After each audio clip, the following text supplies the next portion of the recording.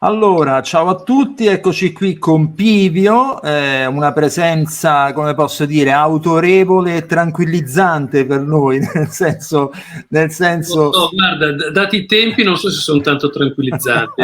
Ultimamente sono un po' incarognito verso il mondo, però vabbè, comunque diciamo che sono così ancora abbastanza cauto. Dunque, la vicenda la conosci, la introduco, un'altra associazione di compositori francese, tramite Stefano Mainetti, che poi sentiremo peraltro, ha in qualche modo allertato i compositori italiani, ovvero l'altra associazione di riferimento, la CMF, perché ultimamente da parte delle piattaforme digitali più note, ovvero Netflix, Disney e Amazon, ci sono delle richieste per quanto riguarda la consegna dei materiali musicali da parte dei compositori sempre più pressanti, ovvero non più solo i famosi stereo full mix o al limite gli stem, ma addirittura le sessioni di registrazione, i MIDI e via discorrendo,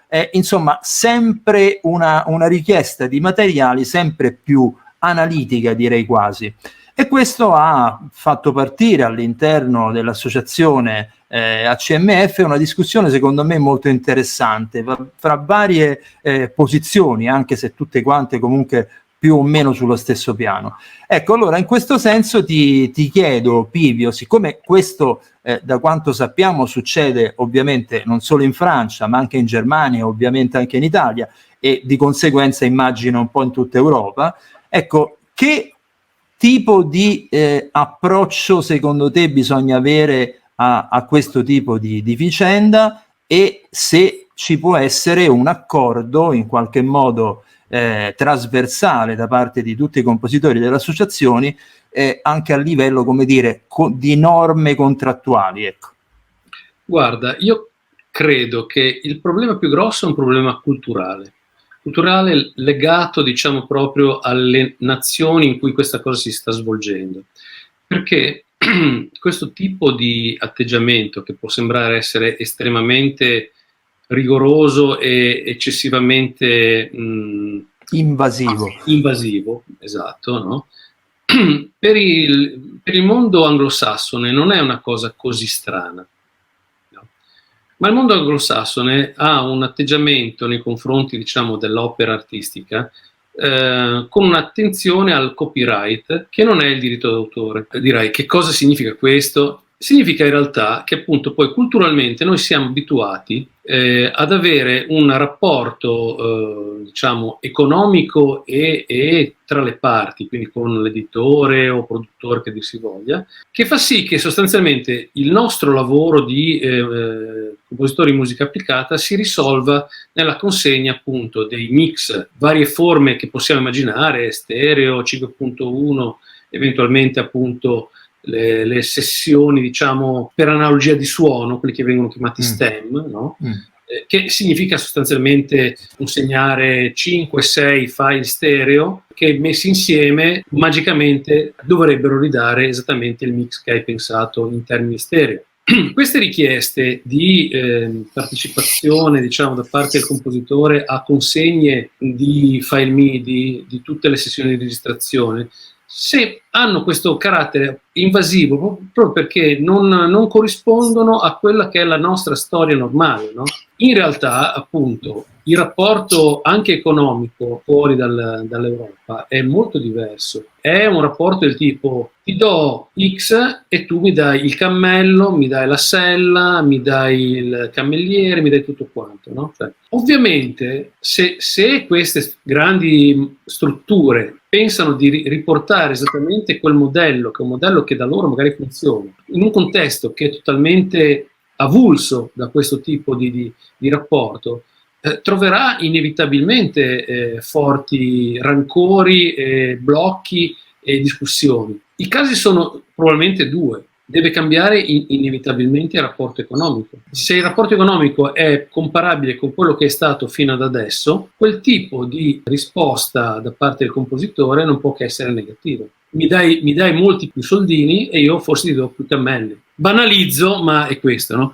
Noi che siamo, diciamo, appunto molto restii a espandere, diciamo, queste consegne alle frattaglie, lo facciamo, lo chiamo frattaglie, in realtà è la parte su cui poi si basa il nostro lavoro. Lo facciamo anche perché abbiamo una sorta di retropensiero molto forte che ci fa porre la domanda: e che cosa se ne fanno? E lì il problema. Perché se il problema fosse semplicemente il fatto da parte loro di avere, diciamo, la documentazione completa per poter eventualmente ricostruire in caso di rielaborazione sempre possibile, no, di un'opera filmica, il fatto di consegnare materiale, diciamo, grezzo permetterebbe teoricamente di ricostruire a costi relativamente bassi il mondo sonoro da cui si è partiti per cercare di ottenere, diciamo, degli spin-off, chiamiamoli così.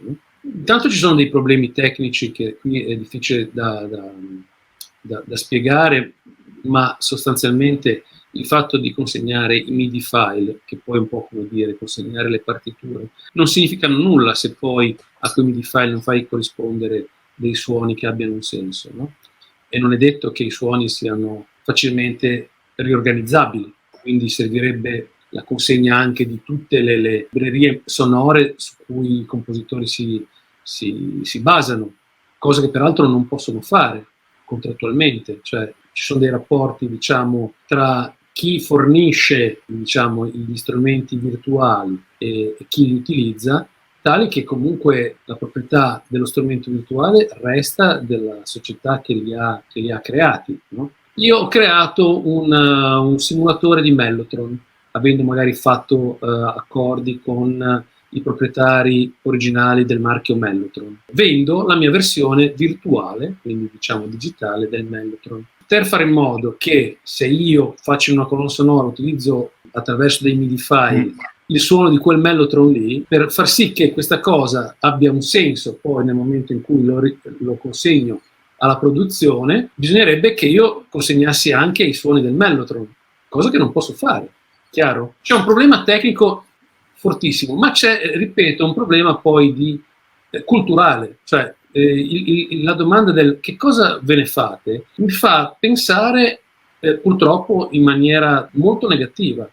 Cioè, ecco, io infatti, Pipio, volevo andare proprio lì, se permetti, proprio su una delle discussioni uscite appunto sì. Tra compositori, è quella relativa ad esempio all'intelligenza artificiale, che ormai insomma è un dato di fatto e probabilmente il futuro, laddove potrebbe capitare che elementi separati, il tuo bordone, il mio riff, il sound design del compositore X, tutti insieme generano una nuova opera che è difficilmente poi anche rintracciabile, identificabile, perché è un mix di vari elementi.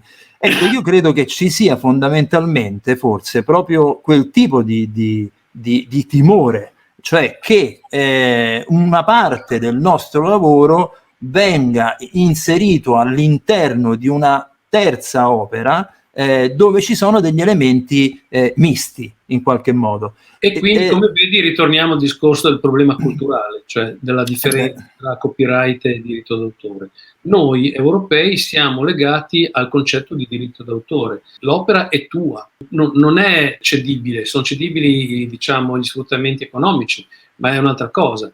In questo caso la possibilità non è così remota di poter creare con la tecnologia opportuna delle forme ibride che nascono da soluzioni che sono nate dalla testa di tante persone, no? E che magari poi convergono verso una riorganizzazione in cui magari non è neanche coinvolto una persona vera e propria. Che poi è quello che fanno abitualmente i DJ in tutt'altro tipo di musica. Che è stato fatto nel mondo dell'hip hop e del rap e che ha scatenato ovviamente grandi discussioni all'epoca, fino ad arrivare poi alla possibilità di creare le condizioni affinché l'eventuale campionamento di particelle sonore di altri vengano comunque riconosciute come parte dell'opera e quindi agli autori o organizzatori di quella particella deve essere per forza riconosciuto un valore X. No? Abbiamo un po' superato la fase di global plundering, no? Cioè di saccheggio globale, no? Che è stata la fase, diciamo, pionieristica dell'hip hop, senza riconoscere niente a nessuno. Quindi, insomma, io credo il grande dubbio sia questo. Rimane poi, ti ripeto, l'aspetto proprio meramente economico. Sai che c'è? Che facciamo quello che vogliono, basta che mi pagate bene. Ti faccio la domanda finale. Pensi che come associazione ACMF si possa in qualche modo creare una sorta di protocollo rispetto a queste richieste? Bella domanda. Al massimo possiamo puntare a una sorta di codice etico, che se vuoi è espandibile in tanti altri aspetti, diciamo, della nostra professione. Il fatto di riuscire a trovare una forma di normalizzazione nei comportamenti contrattuali, sostanzialmente, no? Sarebbe già un grandissimo passo avanti, perché qual è il problema che si è avuto sostanzialmente fino a qualche anno fa, e forse grazie a CMF qualcosa sta cambiando, il fatto che sostanzialmente, scusa se ripeto sostanzialmente, ma mi viene necessario, la figura del compositore era una formula stand alone. Il rapporto tra più compositori era difficile da ottenere, e quindi anche lo scambio di informazioni, lo scambio dei rapporti di come una persona si è impegnata nei confronti di una produzione. Come associazione non possiamo imporre delle regole rigide, cioè o tu fai così o sei fuori dall'associazione. Però invece il concetto del codice etico è un concetto interessante e quantomeno ti mette nelle condizioni di porti il problema. Come si comportano i miei colleghi in questo senso? Oppure come stanno cercando di comportarsi i miei colleghi in questo senso? Ti può portare ad avere una maggiore consapevolezza della tua anche forza contrattuale, che magari di cui non sei completamente consapevole. Invece non è che siamo degli schiavi a servizio. Certo. Quindi io credo che tutta questa discussione che ancora sta andando avanti probabilmente porterà alla redazione di una sorta di codice etico che potrebbe tener conto anche di queste situazioni. Spesso queste richieste sono state fatte a compositori, diciamo, di nuova generazione, che provengono da un mondo di nuovo culturale in cui il concetto dei diritti si è via via vanificato. Le persone che hanno più esperienza sono passate probabilmente all'inizio da situazioni di questo tipo, ma si sono costruite una forza, diciamo, contrattuale che permette loro di non ricevere domande irricevibili. Invece con i giovani che necessariamente si affacciano magari per le prime volte al mondo della musica applicata, ci si sente in diritto di poter chiedere qualsiasi cosa, tendono ad accettare qualsiasi condizione. Io credo che hai detto con chiarezza un po' tutta quanta, come posso dire, le possibili risposte a tutto questo. Cioè io vedo da una parte consapevolezza, questa è una parola secondo me molto importante, forse addirittura più importante dell'etica, perché poi dal momento che sei consapevole puoi fare anche dei ragionamenti etici in questo senso. Anche il discorso dell'esperienza mi sembra una nota assolutamente, un accento assolutamente da considerare, perché evidentemente chi è un po' più là, non solo con l'età ma proprio con l'esperienza, magari non accetta determinate legacci contrattuali. Immaginati una richiesta del genere che so a Nicola Piovani. Anche a Morricone all'epoca neanche le partiture ti dava. Cioè, non oso pensare cosa non verrebbe fuori da quelle bocche, cioè, giustamente. Esatto. Io ti ringrazio come al solito del tuo contributo, che è stato preziosissimo, perché come al solito a 360 gradi con Pipio bisognerebbe parlare sempre, no, perché se ne apre una via l'altra di questioni, tutte assolutamente interessanti. Ciao, grazie mille e ci sentiamo per nuove ed emozionanti questioni che usciranno fuori.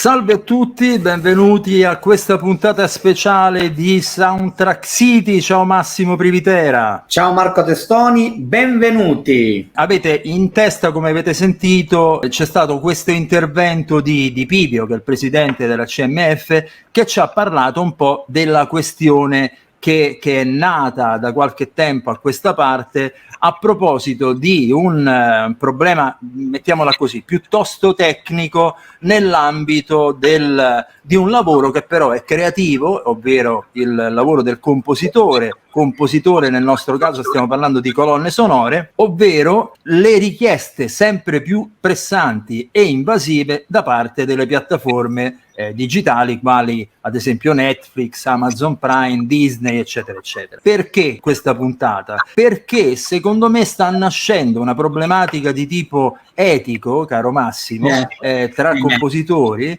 relativamente proprio alle opere che si vanno a consegnare. La faccio breve per farlo capire un po' a tutti quanti. È come se a un pittore una volta che consegna il quadro gli chiedono anche i pennelli, i colori che ha utilizzato, eccetera eccetera. Quindi diciamo che è un tipo di approccio decisamente diverso da quello che c'è stato sempre storicamente nell'ambito di una richiesta di una colonna sonora. Oggi abbiamo quindi numerosi compositori che guarda caso fanno parte tutti della CMF, ma adesso poi capiremo il perché, e Massimo, prima di farli entrare ti chiedo a te, che sei da una parte un addetto ai lavori, però dall'altra parte non sei esattamente un compositore, ecco, come vedi questo tipo di approccio che hanno le piattaforme rispetto a quello che è sempre stato le richieste dei produttori o delle produzioni? Nel mio piccolo, diciamo così, devo dire che essendo venuto a conoscenza di questa situazione che ritengo a dir poco assurda, anomala, devo dire che non trovo assolutamente, non dovrebbe neanche sussistere un pensiero del genere. Cioè non si può, il lavoro di un artista, perché parliamo di artista, quindi non parliamo di un tecnico, e qui potremmo andare a ritrovo a quello di cui abbiamo già discusso ampiamente nelle puntate dedicate agli Oscar, Davide Donatello, ma il lavoro di un artista deve rimanere all'artista, con le dovute regole, le dovute regolamentazioni. Se rimane in mano a, in questo caso, piattaforme come quelle che tu hai citato e altre, si rischia che quel lavoro lì artistico diventi un lavoro prettamente tecnico e stop. Come abbiamo sentito dalle parole di Pipio, potrebbe andare a, come posso dire, ad arricchire delle library con materiali vari assemblati in varia maniera. Ma non andiamo a anticipare troppi temi, allora io chiamerei i vari compositori che faranno parte di questo nostro incontro. Perché lo dico? Perché nell'ambito tra compositori è nato appunto una serie di riflessioni. Qui allora io chiamo per primo Stefano Mainetti, che è ciao Stefano. Ciao, buonasera a tutti, ciao Massimo, ciao Marco. Allora, Stefano è sia del direttivo da CMF, ma soprattutto è colui che si è fatto tramite adesso ce lo racconterà lui, di una segnalazione arrivata dall'EXA, che sarebbe una sorta di organismo che raccoglie tutte le associazioni di compositori europei. Però prima di farlo iniziare faccio entrare anche Marco Del Bene, anche lui, ciao Marco. Buonasera a tutti. E infine Davide Perico. Buonasera Davide. Buonasera a tutti. Allora Stefano, raccontaci un po' come è nata la questione e anche la segnalazione. Sì, noi come ACMF siamo associati all'EXA. L'EXA è un'associazione europea che racchiude tutte le società simili alla nostra, per tutte le nazioni, compresa Francia e Germania, e quindi c'è uno scambio epistolare di mail e quant'altro fra noi. Ultimamente, poco tempo fa, è arrivata una segnalazione proprio dall'EXA, in particolare vedeva la Francia e la Germania preoccupata di un fenomeno che si sta venendo a creare, in particolare riferito a Netflix, che pretende che il compositore, oltre a dover consegnare giustamente tutte le Q, tutti i file, tutte le M, tutte le musiche che deve consegnare, viene richiesto di consegnare tutti i file MIDI, tutti i campioni, tutti gli stem, creando una sorta, come dicevi te Marco, di contraddizione in termini. È come se venisse chiesto al pittore di consegnare tutti i propri colori, sintetizzando un po', ed è una cosa anche che crea dell'imbarazzo a livello tecnico, per esempio con le software house. Se io consegnassi i campioni nudi e crudi così come sono, mi farei portavoce di una licenza che non ho, cedendo ad altri una licenza incedibile, perché tu come compositore hai la possibilità di utilizzare questi campioni all'interno delle tue composizioni, ma non li puoi poi regalare o vendere o dare a qualcun altro singolarmente. Questo per dirne un'altra contraddizione in termini è il fatto che consegnare i file MIDI non ha nessun senso, perché come molti di noi sanno, quando tu azioni un tasto che pilota un campione o una sequenza MIDI, non necessariamente corrisponde a una semplice nota, ma può rispondere a una serie di suoni che non sono quantificabili, non sono definibili in maniera certa, per cui avere la proprietà di questi file MIDI non porterebbe a nulla, cioè non c'è nessun riscontro. Il contenuto di informazione del file MIDI è decisamente inferiore a quello che può essere la realtà. Così non è, per esempio, quando io premo un tasto di un pianoforte. Se premo questo tasto qui, io sto premendo un Do e non c'è storia. Con il file MIDI non è così, potrebbe non essere così. Quindi questa è un'altra contraddizione. Ma la cosa, direi, più importante di tutto è che c'è il tentativo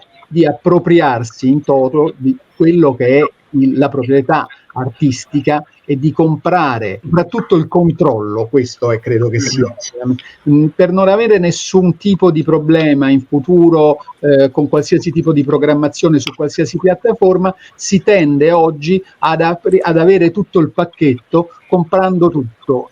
Devo dire che sempre tramite Lexia c'è stato riferito che non sempre soprattutto i tedeschi hanno dato a seguito a queste normative da parte di Netflix. Si sono rifiutati molti compositori e semplicemente non hanno consegnato i file, nient'altro che quelli che sarebbero serviti per il mix. Questa, diciamo, un po' la situazione. Quello che allarma più di tutto è il tentativo sempre più profondo, sempre più pressante di voler ridurre un'attività artistica a un qualcosa di quantificabile, a un qualcosa di assolutamente commerciale, di un qualcosa che io posso comprare, tu sei mio, tu e tutte le mie composizioni. Ecco, questa è la cosa che personalmente mi ha dato più fastidio. Penso di aver riassunto. No, hai riassunto perfettamente proprio tutta quanta la situazione. Io chiedo a questo punto a Davide e Marco, mi ha incuriosito molto delle vostre posizioni il fatto di dire, ad esempio, se questo extra che ci viene chiesto viene in qualche modo monetizzato, perché no? È un qualche cosa che ci si chiede in più. O altrimenti, e questa però è una seconda domanda che preferirei farla dopo, però è lì che è in attesa, la domanda che c'è dietro tutto questo è: ma a che cosa servono queste richieste così incisive? Forse a creare delle library e a quel punto tirare fuori completamente, escludere fuori completamente il compositore da quel tipo di produzione lì? Allora, quindi faccio un giro di opinioni, partendo dal concetto della monetizzazione di questo extra a finire sull'utilità e sulla motivazione di queste richieste decisamente invasive. C'è un processo di cambiamento che è inarrestabile, chiaramente, perché va incontro a quello che vedo anche nel disegno di progetti, nelle sceneggiature, cioè i progetti sono sempre più strutturati all'interno di griglie con cliffhanger, con appuntamenti, diciamo, di scrittura, e quindi alla musica, a meno che non si faccia un film per un grande maestro, in questo caso La Libertà è come Roma su Netflix qualche anno fa, andava un po' a edulcorare tutta una piattaforma piena di prodotti commerciali. Ecco, Netflix fa di queste operazioni, a mio avviso, e lo fa anche Amazon, lo fanno un po' tutte le piattaforme, e in quel caso non penso che ci sia un grosso problema. Il problema sta nella massa critica. Allo stesso tempo ti posso dire la massa critica commerciale, cioè dei prodotti poi commerciali, le varie serie che vengono proposte, belle o brutte che siano, diciamo, l'ottica produzione e quella industriale. Siamo all'interno sicuramente di un passaggio, io ve la butto là. Ultimamente sto lavorando spesso accompagnando degli artisti di arte contemporanea in esposizioni all'estero, poi non so bene che fine faccia la mia musica, però il deal che faccio è che tutto venga registrato, proprio perché l'arte contemporanea ormai è investita da questo fenomeno in NFT, che ogni mia traccia sia riconosciuta alla base con la catena del blockchain. È una certificazione notarile che bypassa il concetto dell'intermediario e basa la propria, diciamo, notifica di appartenenza di quell'opera a un determinato creativo, un determinato artista, attraverso un processo di encryption del dato, ed è in grado di certificarti la paternità e di riconoscerti un diritto diretto per la transizione in quel momento, cioè io verso l'artista che servo la sua opera con la mia composizione musicale, e in tutte le transazioni future dell'opera stessa. Ecco, penso che potrebbe essere, visto che Stefano, una persona proprio ai vertici della nostra associazione, ecco, potrebbe essere una buona idea iniziare a capire come la certificazione blockchain, l'NFT, possa affiancare quantomeno la registrazione normale dei procedimenti di brani, così che la consegna degli stem, ecco, io non consegnerei mai i MIDI file perché, come giustamente ricordavate, è un nonsense, o anche singoli file, se certificati in questo modo, possono essere sempre riconosciuti alla mia paternità. Che poi ci sia un secondo artista o un producer che li prende e li mette sotto una scena di lotta invece che sotto la scena d'amore per cui li avevo scritti, purtroppo, insomma, non è una mia scelta. Di fatto quelli sono prodotti dalla mia arte. Ecco, io credo che, cioè, siamo all'interno di un processo di transizione digitale anche in questo caso. Molto interessante questo discorso dell'NFT, già adesso rivoluzionando molto appunto nell'ambito dell'arte contemporanea. Non so la declinazione musicale quanto già fattibile, questo magari sai già tu, Marco, ti posso chiedere esattamente come funziona. La produzione dell'NFT, c'è lo sviluppo di tantissime monete che sono state, diciamo, sottoprodotti di un grosso progetto iniziale. In questo momento c'è l'Ethereum, che è una moneta di cui forse avete sentito parlare. Al di là dell'andamento più o meno della moneta, è nato, diciamo, questo processo di certificazione. Quindi che cosa si fa? Per esempio Stefano proponeva il problema che il tuo file possa essere consegnato e poi copiato 1 o 1000 volte a tua insaputa. No? E questo avviene come qualunque immagine abbiamo sui nostri computer quando facciamo mail AD, esatto, o Ctrl D, facciamo duplica file, ok, là ce n'ho 2. In realtà il processo di NFT, che si può fare tramite una semplicissima piattaforma disponibile online, certifica che quella è la sola e unica vera copia, e quando sposto questa copia dal mio computer e ve l'invio, cioè vi cedo l'NFT a titolo gratuito, a pagamento, no? Come succede nell'arte contemporanea, no? La distribuzione è a pagamento, tu hai sul tuo computer un asset digitale che è di tua proprietà, non è assolutamente duplicabile quell'asset, viene protetto dal processo di encryption. Chiaramente ci sono dei portafogli di NFT con cui possono essere fatti questi scambi. Il discorso, entriamo molto nel processo delle criptovalute ed è fuori. Di fatto, comunque, vi posso dire che viene certificata l'unicità oppure l'appartenenza di quel pezzo a una serie. Immaginiamoci un quadro. Un artista faceva prima una copia di un singolo quadro oppure faceva 10 copie di quel paesaggio. Con l'NFT possiamo garantire che quella è la copia 7 di 10 copie fatte, ok? E oltretutto il contratto dell'NFT è molto interessante perché dice: ok, Marco si è preso il 50% della prima transazione, cioè del valore dell'opera, no? Diciamo che io la vendo tramite il negozio di Stefano, metà come l'editore va a Stefano e metà se lo tiene Marco che ha fatto l'opera. Tutte le vendite successive Stefano lo rimette sul mercato, io comunque posso avere sempre diritto, è sul contratto, Davide, una percentuale stabilita che rimarrà in tutti i successivi scambi commerciali di quell'opera, quindi Stefano lo rivende a Davide, Davide lo rivende a Massimo e via dicendo, e così avrò sempre, non so, una fee del 5%. Diciamo che questa cosa su un file audio... Essenzialmente ogni transazione aumenta anche di valore. Però perdonami, così si bypassa anche il diritto d'autore o mi sbaglio? Cioè, nel senso, se si parlasse di un master posso comprendere, forse la proprietà dell'idea a questo punto viene, e quindi anche lo stesso diritto d'autore viene bypassato con questo.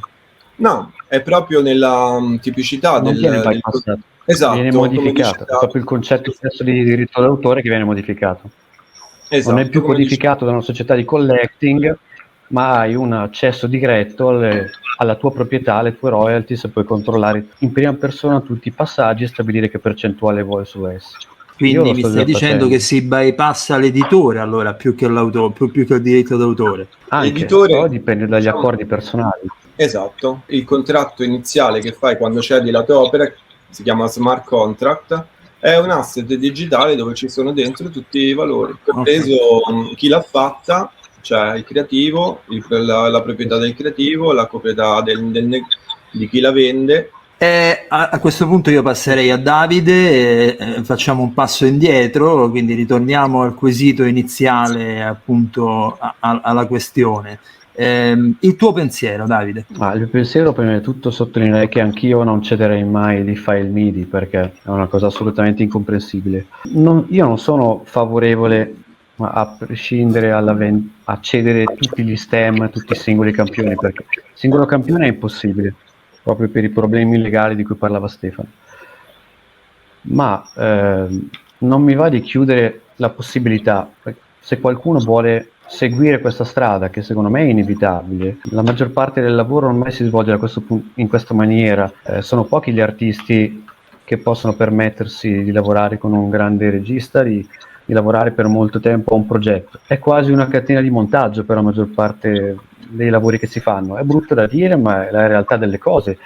Se io voglio essere un musicista e campare di questo lavoro, devo comunque accettare quello che sta succedendo nel mercato. Se io rifiuto per una questione di etica, di orgoglio, di onore, di pregiudizio quello che sta accadendo e quello che succede intorno a me, io rimarrò tagliato fuori e non potrò più fare questo lavoro, se non come hobby. La realtà è questa, quindi la mia preoccupazione è: perché non cercare di regolamentare queste richieste? Non c'è nessun foglio di carta, nessun contratto che tutela l'autore. Arriva Netflix e ti dice: mi dai queste cose, tu cosa fai? Sì, come te le do? Che compenso mi dai per questo? A cosa posso dire sì, a cosa posso dire no? Non c'è niente, è tutto selvaggio, è un far west totale. Netflix, Amazon, queste piattaforme stanno sostenendo il mercato dei creativi, stanno sostenendo il mercato dei fiction, dei film, e se guardiamo al grande schermo non possiamo dire che è un buon momento, cioè anche parlando di incassi delle sale italiane, il settore è in gravissima crisi, quindi noi che viviamo di questo, sicuramente felici che ci siano grandi giganti come Netflix e Amazon, ovviamente portano dei problemi, ma il problema più grande è che non c'è nessuna regolamentazione nel rapporto con loro, e quindi da membro di ACMF io chiedo: noi come associazione possiamo fare qualcosa? Possiamo proporre anche dei paletti, proporre dei limiti oltre cui non si può andare. La questione degli NFT è molto interessante perché protegge la tua opera in maniera totale. Nell'NFT puoi inserire tutti i sample che hai usato, codificarli uno per uno. Nel file stereo che tu stai dando, o Surround o Atmos che tu stai dando, ci sono le tue parti musicali, le parti di sample. L'NFT permette di inserire tutti questi dati, di codificare tutto. Questa è una forma di protezione notevole, e in più permette ad ogni transazione e ad ogni utilizzo dello stesso di ricevere un compenso certo in percentuale, ovviamente in valore assoluto cambierà in base al valore della transazione stessa. Però quello che a me non piace è che si dica: no, cosa state facendo? Muro contro muro, non porterà da nessuna parte, perché il mio grande timore, come espresso nella chat, è che poi questi giganti si doteranno di un team di compositori interni, stipendiati, acquisteranno la loro musica, tutto il resto degli artisti rimarrà tagliato fuori. Non penso che sia così improbabile, quindi lo scontro frontale non credo che sia utile in questo caso. Va bene lamentarsi, però confrontiamoci e cerchiamo di proporre noi qualcosa che sia utile per noi, che sia vantaggioso, perché se aspettiamo le loro proposte sicuramente non faranno il nostro interesse, ma il loro. Quindi facciamo il primo passo. Ecco Stefano, in questo senso reputi interessanti questo tipo di indicazioni, di suggerimenti? Ma assolutamente sì, perché questo nostro discorso, che è un po' in particolare, si inserisce in un contesto più ampio che riguarda la trasformazione del digitale che avviene da più di 30 anni. Sostanzialmente con l'avvento del digitale la musica, la fruizione della musica è cambiata e si è venuta a creare, soprattutto con lo streaming e soprattutto all'inizio, un vuoto normativo. Cioè, quando noi ci lamentiamo e diciamo allora perché questo Spotify rende solamente lo 0,001, praticamente il compositore viene sostanzialmente escluso dal diritto d'autore. Questo è successo perché all'inizio esisteva un vuoto normativo e perché i vari editori che facevano accordi per vendere la musica anche su piattaforme digitali, non credendoci o sostanzialmente non considerando la cosa ancora avviata, si vendevano ancora dischi, si vendevano CD, si compravano, eccetera. Dice, ma sì, intanto firmiamo questi contratti, tanto che cosa farà mai questo streaming? E questo streaming poi è diventato dominante, i dischi non si vendono più, la fruizione della musica viene in streaming e il compositore è stato tagliato fuori. Ora non è che Spotify e soci abbiano sbagliato, hanno approfittato di un vuoto normativo, sostanzialmente, perché la tecnologia era nuova. E internet in 30 anni ha rivoluzionato il mondo e questo ha fatto sì che non ci fossero le norme atte a proteggere il diritto d'autore nello specifico, non solo questo, ma anche per altri motivi internet non si è ancora adeguata dal punto di vista normativo. Capire, isolare il problema, capire che il mondo evolve e in quale maniera evolve, per esempio l'idea degli NFT la trovo ottima. Perché se il mercato si evolve in questa maniera, perché non adeguarsi? Cioè è inutile rimanere fermi sulle posizioni di una volta, se no saremmo ancora con 78 giri mono, non ha senso, bisogna adeguarsi. Questo però va fatto nel rispetto della proprietà intellettuale, cioè il compositore rimane un compositore e non bisogna correre il rischio di confondere il compositore con quello che lavora in serie, anche se purtroppo questo avviene sempre più spesso. Quando noi diciamo non sono riuscito a vedere un bel film su questa piattaforma, dimentichiamo che noi abbiamo a disposizione più di 1000 film adesso, se accendiamo ognuno di noi un televisore. Una volta, ma poco tempo fa, 30 anni fa, tu potevi, forse un film al mese riuscivi a vedere bello. Oggi c'è una quantità di produzioni immensa, è ovvio che non siano tutte belle, ma è ovvio che ci sia anche chi lavora in catena di montaggio, perché si è moltiplicata in maniera esponenziale la richiesta del mercato e di conseguenza la richiesta della musica. Bisogna adeguare, secondo me, le nostre necessità e salvaguardare la proprietà, o non solo la proprietà intellettuale, lo vedo un po' più dal punto di vista artistico, cioè io sono nato compositore, ho fatto questo tutta la vita e vorrei rimanere tale, però non disdegno assolutamente l'evoluzione e prendo atto di quello che sta succedendo dal punto di vista tecnologico e non avevo pensato a questa cosa, ma quello che dice Marco a me sembra un'ottima proposta e ne riparleremo appena ci riuniremo col Consiglio nella nostra associazione alla CMF, perché mi sembra una via da percorrere assolutamente, anche perché sta prendendo piede in maniera esponenziale questo fatto dei blockchain sulla proprietà intellettuale delle opere d'arte, insomma, ma non solo, su tantissime cose. Quindi è una cosa che potrebbe, così a spanne mi sembra molto più snello come strumento, molto più reattivo, perché reagisce in maniera digitale in tempo reale. Cioè è la stessa cosa di come se noi andassimo a fare una ricerca su un'enciclopedia piuttosto che con Google. Cioè con Google tu c'hai un algoritmo che ti permette di avere una risposta in tempo reale. Credo che forse l'NFT ovviamente andrebbe considerata ad ampio spettro e mirata per la musica e per il diritto d'autore, credo che sia una via da percorrere o comunque che valga la pena essere analizzata. Senti, ti volevo chiedere prima, ecco, l'EXA ha fatto questo tipo di segnalazione, ma che tipo di situazione c'è adesso appunto in Francia, in Germania?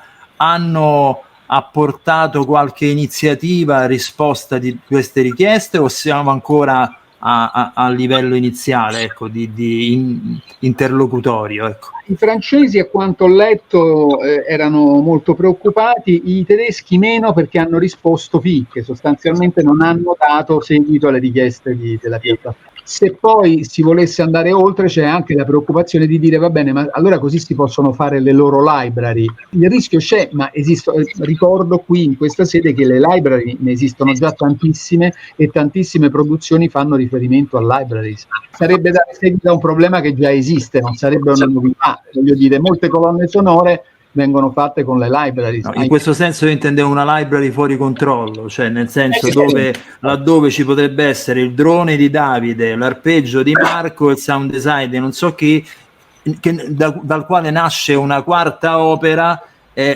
a cui nessuno ha controllo se non il produttore. Questo è il rischio. Per esempio a Santa Cecilia spesso utilizziamo degli strumenti sperimentali, dei programmi che permettono di comporre alla maniera di tipo Mozart, e ti assicuro che funzionano bene, sono impressionanti perché tu li imposti, gli dai degli algoritmi, sono in grado di fare machine learning, di acquisire dati in continuazione, e alla fine viene fuori un pezzo che ha il suo perché. Il rischio è spersonalizzare il compositore, però come diceva Davide, esiste poi in un mare di produzione così ampio, esiste lo zoccolo duro delle 1000 produzioni che sono quelle che sono e vanno a serie B. Poi esisterà, e forse ancora di più ci sarà più possibilità di lavorare in maniera autoriale, cioè esisteranno sempre i film d'autore, esisteranno i film come Roma, esisterà la possibilità di scrivere in una determinata maniera. Credo che non bisogna rimanere ancorati e fissi, ma bisogna essere reattivi in maniera digitale, perché se il mercato viaggia così bisogna stare con i riflessi pronti, questo sì. Quello soprattutto, certo. Ma se oggi mi avessero fatto la richiesta degli stems e dei MIDI, io avrei detto di no.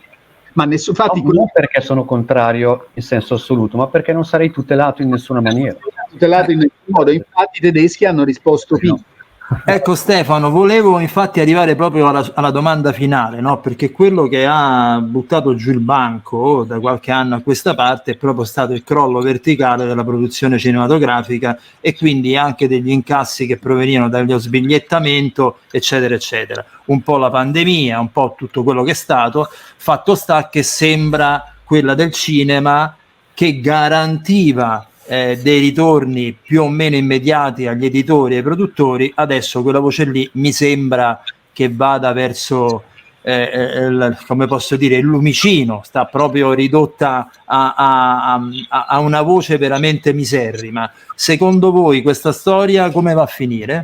Io voglio dire, essendo amante della tecnologia, credo che sia un processo in evoluzione, così come siamo passati dal melodramma della Camerata dei Bardi fiorentino, siamo arrivati ai Fratelli Lumière, dopodiché abbiamo scoperto il 3D, adesso arriveranno sono le proiezioni laser, gli spettacoli dal vivo, i visori che stanno uscendo, che grazie alle reti 5G potranno fra pochissimo entrare sul mercato, quindi si proporranno nuove forme di spettacolo e fruizione a costi anche bassi.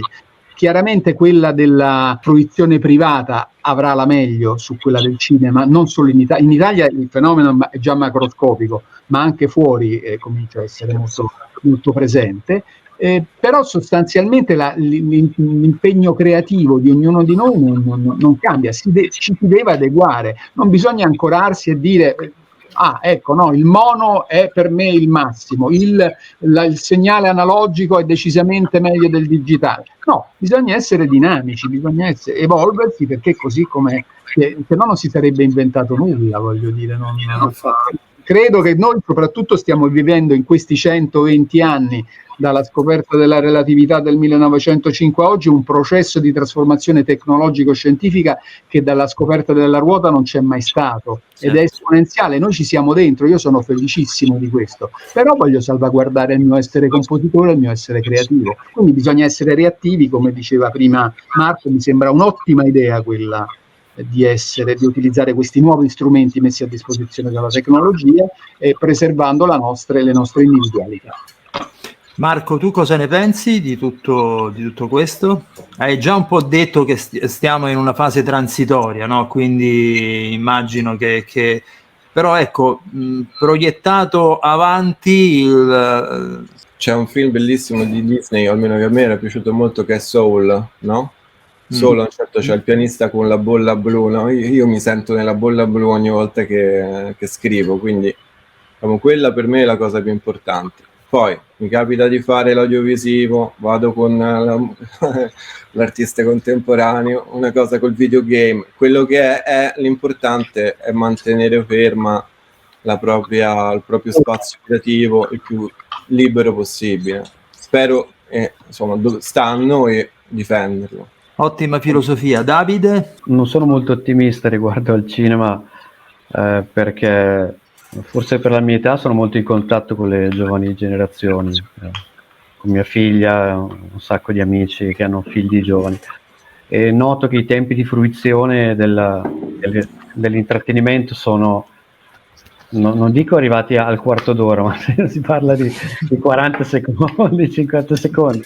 Quindi la grande opera, il monolito di 1 ora, 2 ore, 3 ore, è veramente difficile da affrontare per le nuove generazioni. Una questione di crescita culturale, di abitudine.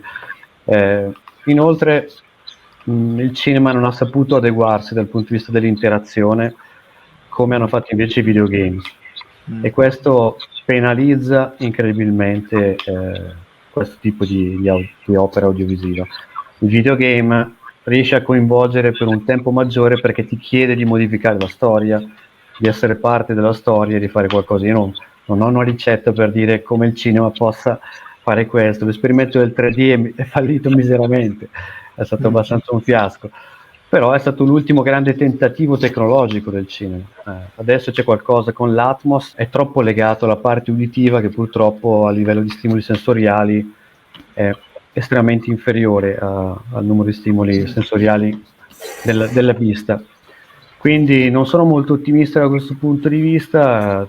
Io spero di sbagliarmi, perché io adoro il cinema e come tutti, fin da bambino ho sognato di fare questo lavoro, perché guardavo un nuovo Cinema Paradiso e queste cose, cioè. E lì piango ancora, però è difficile. No, è interessante questo concetto che dicevi prima dell'interazione, dell'interattività, che è un po' una chimera per quello che è stato il cinema. Però certo è un cambio epocale anche di angolo di visuale, anche di produzione, perché poi non ce ne sono molti di operatori dello spettacolo, del cinema, in grado di governare questa parola interattività. Insomma, può essere tutto e niente, può essere la schifezza più grande del mondo. Serve l'idea bella e la gente che la sa fare. Esatto. Allora io vi ringrazio, perché credo che insomma siamo stati esaustivi per quanto riguarda la problematica, perché siamo partiti sì da una segnalazione dell'EXA, ma poi siamo andati anche veramente ad affrontare altri temi molto molto molto interessanti che stiamo già affrontando in realtà, perché già sono presenti. Io ringrazio Stefano Mainetti, Marco Del Bene e Davide Perico. Grazie a tutti e grazie anche a quel signore lì, il neutro, Massimo Privitera. Sì, guarda, io come augurio finale a questi cari amici compositori e tutti i compositori, non solo della CMF ma in generale di questo mondo straordinario che è la musica per immagini, vi auguro in tutto questo delirio, in questa evoluzione, di mantenere una cosa fondamentale, la vostra identità. Io quello è l'augurio che vi do. Grazie.